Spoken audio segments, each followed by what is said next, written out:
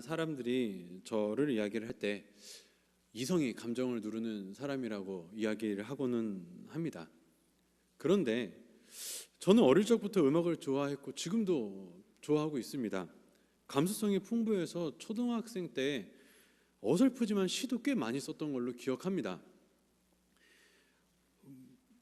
저는 본디 매우 감성적인 사람입니다, 여러분.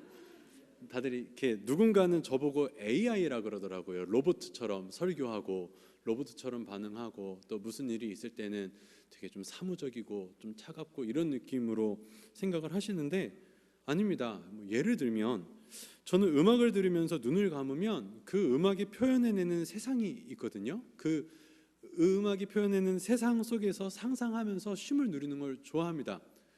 또 이렇게 자연을 보면 요즘 벚꽃이 많이 피죠. 자연을 바라보면서 만물 하나하나에 보여지는 하나님의 손길을 되게 묵상하는 걸 좋아합니다. 이렇게 낙엽이 떨어지는 것도 또 눈 내리는 것도 보면서 이 낙엽이 저기에서 여기까지 떨어지는 것도 하나님이 다 이렇게 만져서 떨어지게 하시는 거겠지? 막 이런 생각도 하면서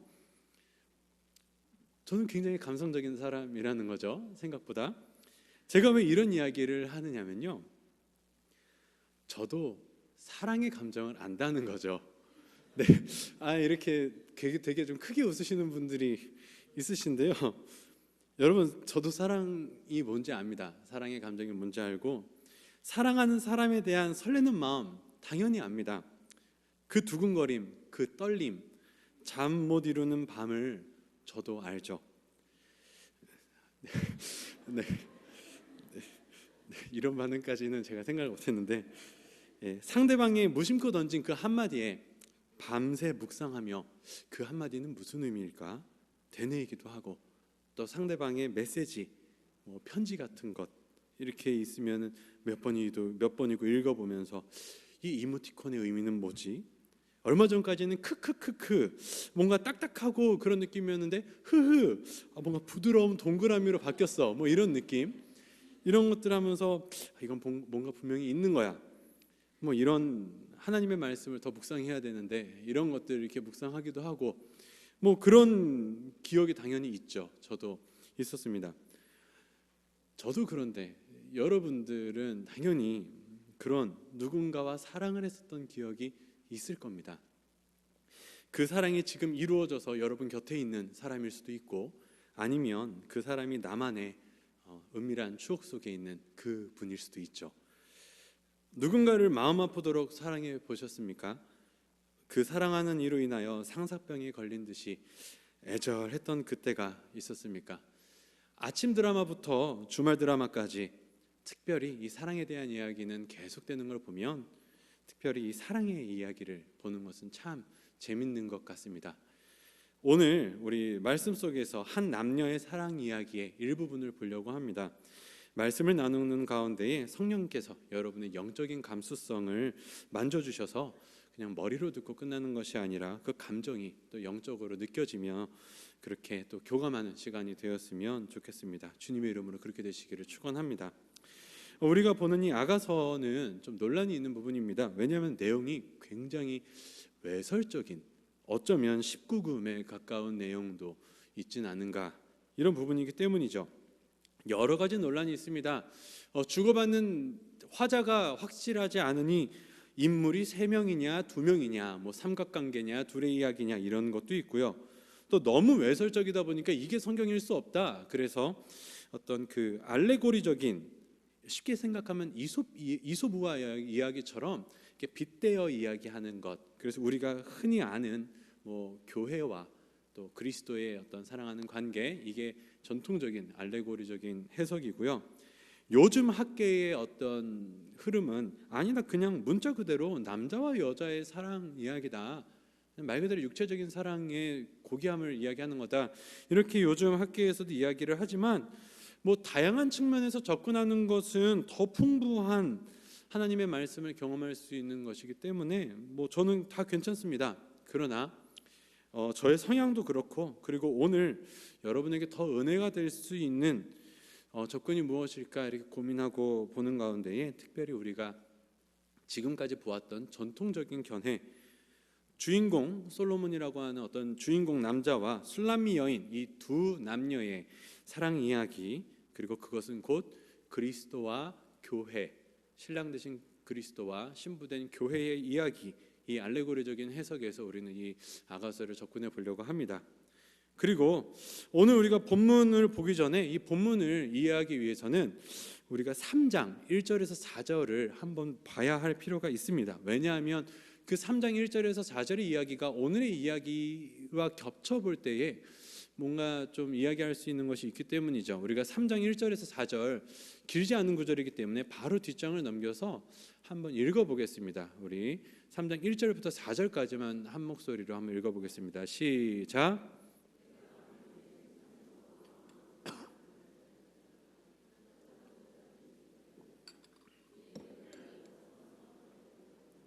마음에 사랑하는 자를 거리에서나 큰 길에서나 찾으리라 하고 찾으나 만나지 못하였노라. 성안을 순찰하는 자들을 만나서 묻기를 내 마음으로 사랑하는 자를 너희가 보았느냐 하고 그들을 지나치자마자 마음에 사랑하는 자를 만나서 그를 붙잡고 내 어머니 집으로 나를 잉태한 이의 방으로 가기까지 놓지 아니하였노라. 아멘. 네, 이건 결혼 전의 이야기입니다. 사랑하는 남녀가 결혼하기 전의 이야기예요. 결혼하기 전에 그 신부가 된 술람미 여인이 무슨 일인지, 악몽을 꾼 건지 아니면 문득 생각이 든 건지 갑자기 불안해집니다. 내 사랑하는 자를 찾을 수 없을 것 같은 어떤 불안함, 만날 수 없을 것 같은 불안함에 갑자기 그 여인은 처녀의 몸으로 그냥 벌떡 일어나서, 그냥 그 불안함에 갑자기 그냥 벌떡 일어나서 그 자리에서 일어나서 그냥 그 야밤에 사랑하는 이를 찾으러 성을 다닙니다. 여러분, 오늘날에도 젊은 여성분이 야밤에 혼자 돌아다니는 것은 부모님들이 걱정할 일이죠. 물론 우리나라는 치안이 좋기에 그래도 이 정도인데, 특별히 이제 외국 같은 곳에 나가면 밤에 돌아다니는 건 남자도 되게 위험하다고 하더라고요. 그러나 이 여인은 문득 내 사랑하는 그를 다시 볼 수 없을 것 같은 그 불안함에 그냥 벌떡 일어나서 아무 생각 없이 주저없이 나아갑니다. 그리고 정말로 다행히 그를 만납니다. 이게 3장 1절에서 4절의 이야기죠. 결혼하기 전에. 그러한 애틋한 사랑 이야기, 드디어 결혼합니다. 결혼하고요. 그 다음에 달콤한 신혼을 즐기는데, 이 본문 전에 보면 그 신혼에 남성이 여성의 어떤 아름다운 육체를 굉장히 적나라할 정도로 찬양한다라고 해야 될까요? 노래합니다. 내 사랑하는 아내, 내 사랑하는 여인의 이 아름다움을 적나라할 정도로 사랑하죠. 신혼에 굉장히 달콤하고 아름다움이 묻어나옵니다. 여러분 생각해 보십시오. 이 여인은 밤중에 벌떡 일어나서 너무 보고 싶어, 못 볼 것 같아 하면서 뛰쳐나올 정도로 애틋한 사랑을 갖고 있었고, 또 신혼을 즐기는 가운데 이 신랑은, 남편은 내 아내가 이렇게 아름답다니, 내 아내가 너무나 사랑스럽다라고 노래하고 있는 이 상황, 두 남녀가 얼마나 서로를 사랑했는지, 얼마나 애틋한지 우리는 쉽게 알 수 있죠. 이러한 신혼의 달콤함을 노래한 이후에 바로 오늘 본문이 나오는 겁니다.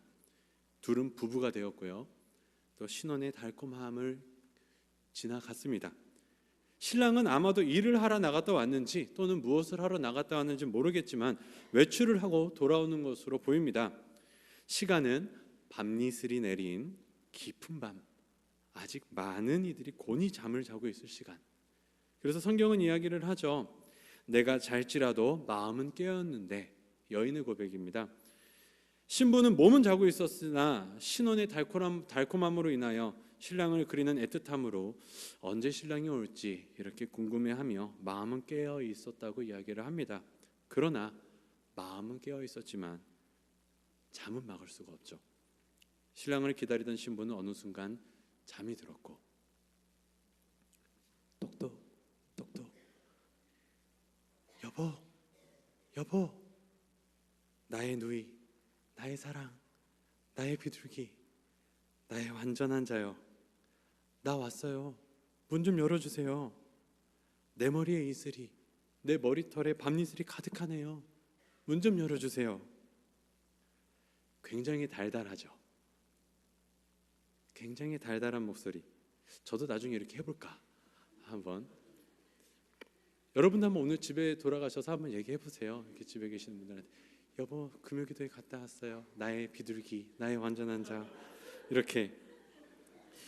여러분 그런데 이렇게 내 사랑하는 내 남편이 돌아왔는데 이제 우리는 뭘 생각하죠? 그러면 여보 왔어요 라고 하는 이 어떤 달콤함, 애틋함, 이러한 정면이 전개될 것을 기대하게 되죠.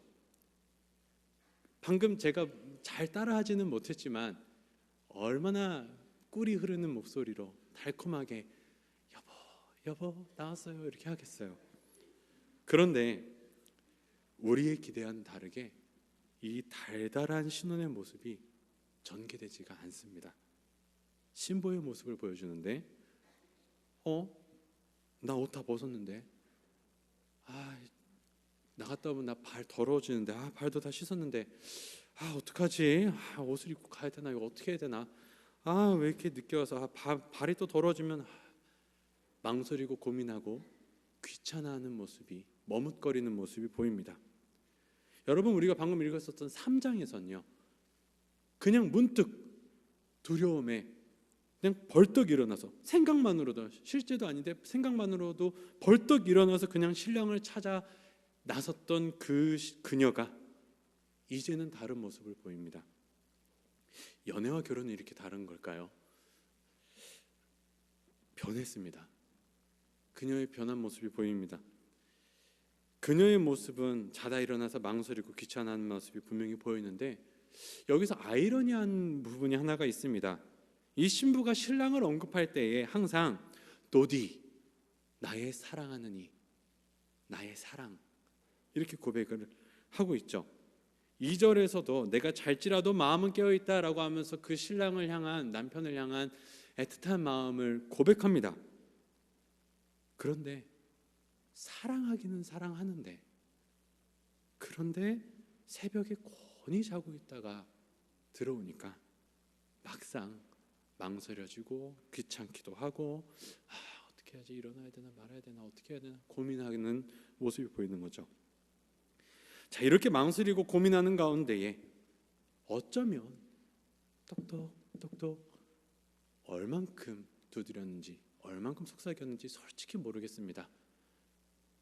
오랫동안 서 있었을 수도 있고 얼마 있는지 모르겠지만 문 밖에 서 있었던 신랑, 내 머리에 이슬이 다 맺혔어요 라고 하는 그 신랑이 기다리다가 결국은 먼저 움직입니다. 사랑하는 자, 그 남편이 문틈으로 손을 내밀어 문을 열려고 하죠.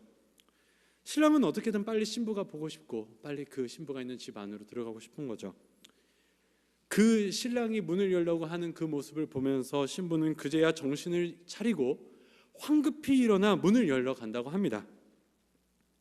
자, 여기서 보시면 6절에 내가 내 사랑하는 자를 5절에 일어나 내 사랑하는 자를 위하여 문을 열 때 이 칼티 아니, 내가 일어나서, 여기에서 일어나다의 이 캄티 아니 할 때 이 캄티라는 말은 바로 3장에 있었던 일어나서 그를 찾으러 다니는 바로 그 단어 쿰이라는 이 단어, 3장에서 그 사람을 못 만날 것 같아 일어나서 찾으러 갔다 했을 때 이 쿰이라는 단어, 그게 바로 오늘 여기서도 똑같이 떠오를 수 있을 만큼 같은 단어로 캄티, 내가 일어나서 갔다, 그 장면을 생각나게 하죠. 3장에 주저없이 일어났던 그 때를.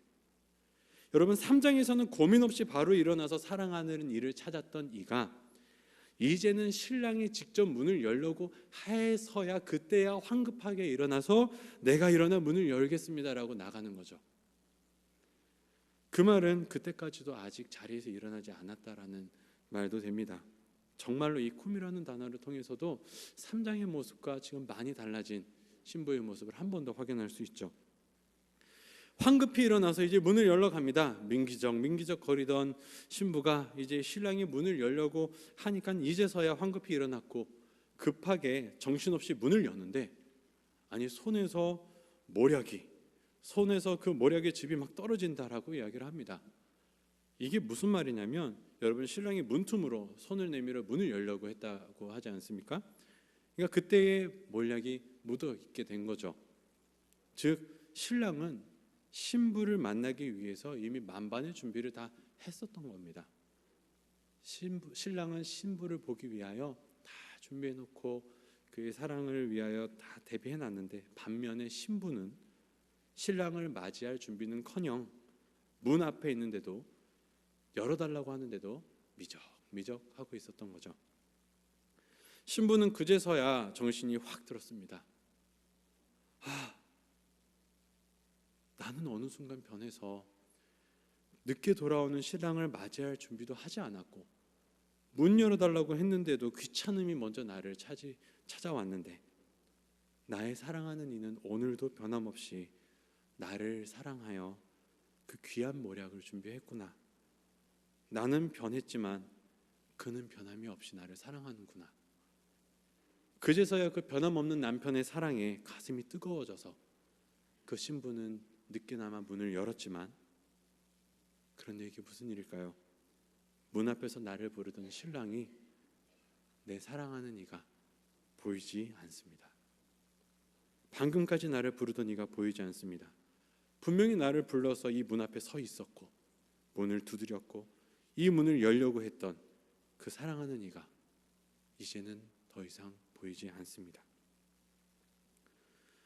신부는 순간 마음이 복잡해집니다. 분명히 이야기했죠. 신부에게는 처음부터 지금까지 그는 사랑하는 이 도디였습니다. 사랑하긴 사랑합니다. 그러나 자신의 순간의 머뭇거림으로 이제는 신랑이 보이지 않는, 분명히 방금까지 나를 따스하게 부르던 그가 사라진, 이제는 그를 찾아도 만나지 못하고 불러도 응답하지 않는다라고 성경은 이야기하죠. 신부는 조급해졌습니다. 불안해졌습니다. 내가 미안해요. 내가 늦었어요. 내가 늦게 나와서 화가 나서 어디로 갔나요? 그때 잠시만요 라고 대답이라도 할걸. 발이 더러워지면 어때? 옷이 좀 그러면 어때? 그게 뭐가 귀찮다고. 그제서야 정신을 차린 여인은 이제야 3장처럼 예전의 모습과 같이 그 위험한 시간에 사랑하는 이를 찾아 헤매기 시작합니다. 그런데 3장과는 다르게 매우 두렵고 거친 일들을 겪습니다. 성 안에 순찰하는 자들이 자신을 때려서 상하게 했다고요. 성벽을 파수하는 자들이 나의 겉옷을 벗겨 가졌다고 합니다. 이제 여기서 이제 겉옷이라고 이야기하는 것이 레디드라고 하는 건데, 영어로는 이제 숄이라고 번역이 되는 것들. 그러니까 중동 사람들이 이제 터번 말고 얼굴을 가리는 어떤 그 챙 같은 걸로 생각하시면 더 좋다고 생각합니다.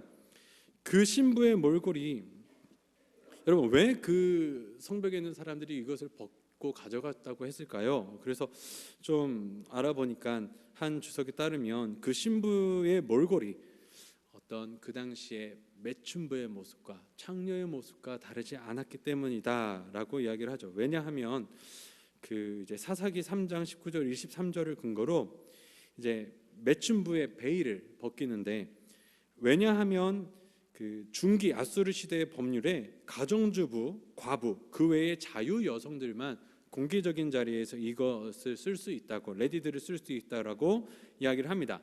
여기서 우리가 한 번 더 생각해 보면은, 지금 이 여인은 옷도 제대로 입지 않고 있는 상황에서 이제야 황급하게 막 나오는 상황이기 때문에 그 옷차림도 제대로 옷매무새를 다루지 못하고 황급히 나온 모습으로, 그렇게 이제 우리가 상상한다면 그녀의 모습은 약간 넋이 나간, 정신이 나간, 좀 옷매무새가 막 좀 흐트러진 어떤 그런 모습이었기 때문에, 그러니까 이제 어떤 그런 오해를 받고 그랬다라고 이야기를 하는 것이죠. 어느 정도 일리가 있는 견해라고 생각을 합니다. 어쨌든 기억해 보십시오. 3장에서는 금방 사랑하는 이를 만났습니다. 중요한 것은 3장에서는 찾으니 만났는데, 오늘 본문에서는 찾으나 찾을 수 없었고 불렀는데 응답을 받지 못하고 도리어 좀 난감한 일들을 당하는, 그러한 다른 상황이 벌어졌다는 것이죠.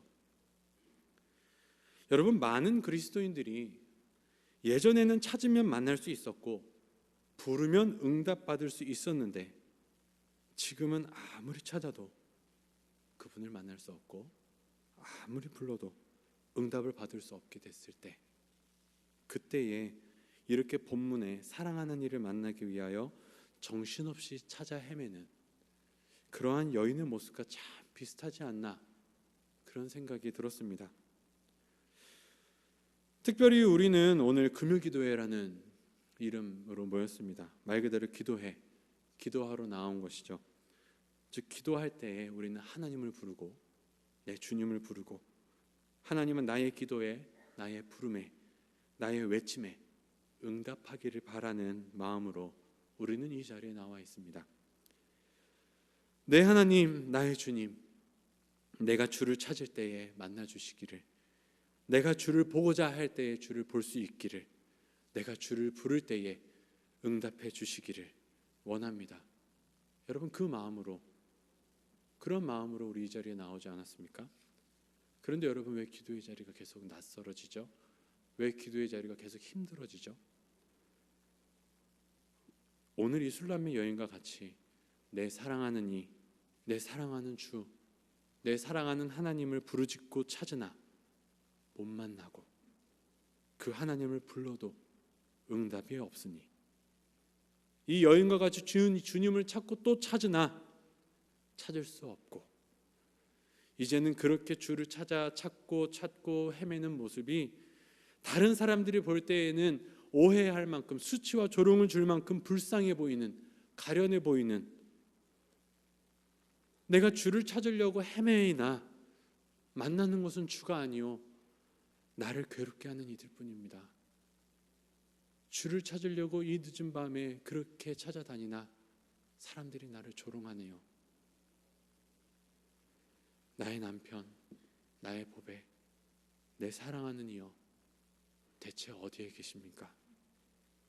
주를 바라나이다, 주를 바라나이다.